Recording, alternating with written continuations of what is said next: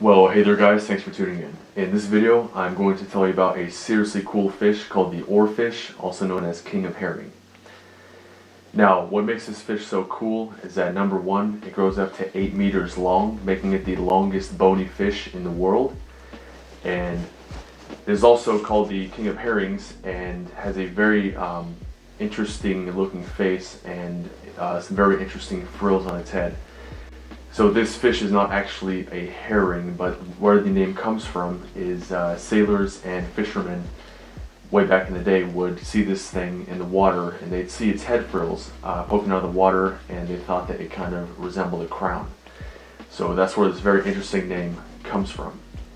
So yeah, certainly when you look at this fish, it looks a lot more like a sea serpent than a fish. And yeah, it is absolutely where the idea of sea serpents came from.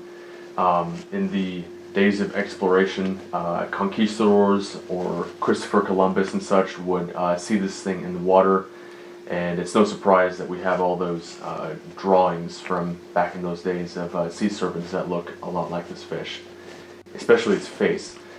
If you look at old sculptures and drawings, paintings of sea serpents, they certainly resemble this thing. Now, you can find this fish almost anywhere in the world, but it definitely prefers to be in the tropics and the subtropics in shallower waters. So in the epipelagic and mesopelagic zones, which are definitely shallow compared to how deep the oceans are. Now, despite them being in shallower waters all the time, these are actually really, really difficult fish to find. And if you're hoping to go out and spot one, you're going to have a bit of a hard time. And the reason for that is that these fish are covered in mirror-like skin. They don't actually have scales, they actually have skin.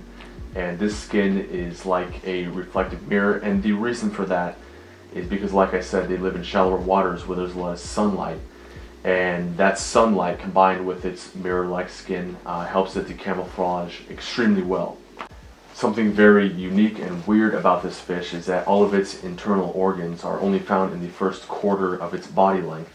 So that means that all the rest of the fish is just its tail. And that is basically a security measure like lizards have and other reptiles.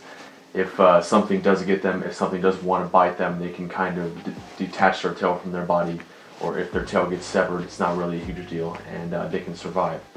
And there have been oarfish found that have been bitten in half or chopped in half, damaged by a boat propeller or something, but they can survive because their organs are compacted into the first quarter. Now, this fish being as long as it is and resembling a sea serpent, you'd think it'd be a pretty fast swimmer and would be a pretty spectacular thing to see if you saw it swimming. But this fish is actually an extremely slow swimmer, and because of that, they mainly feed as scavengers. They feed on dead fish and also plankton. They have special gill rakes in their gills that actually can catch plankton. When these fish are spotted, they are mainly seen swimming by undulating their whole body, but they can also keep their body stiff and just undulate the little frill on their back. But either way, they are slow swimmers. Now, it was truly incredible to me that when I discovered this fish, to find out that it is not endangered and that they are not at any risk of extinction.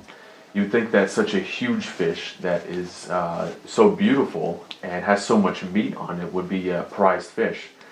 But as I mentioned earlier, these fish mainly feed on dead fish. They're scavengers, so the meat of these fish tastes absolutely awful.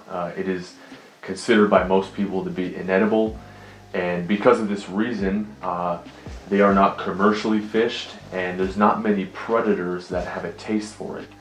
And on top of that, the meat of this fish is also very jelly-like and very, very slimy. I'll see if I can attach some clips here of some Japanese sushi chefs actually chopping up one of these fish, and you can see what the meat looks like. If I'm not able to, you can look up that video, but it's pretty interesting. Of all the fish out there, almost none of them have such a slimy, strange looking meat.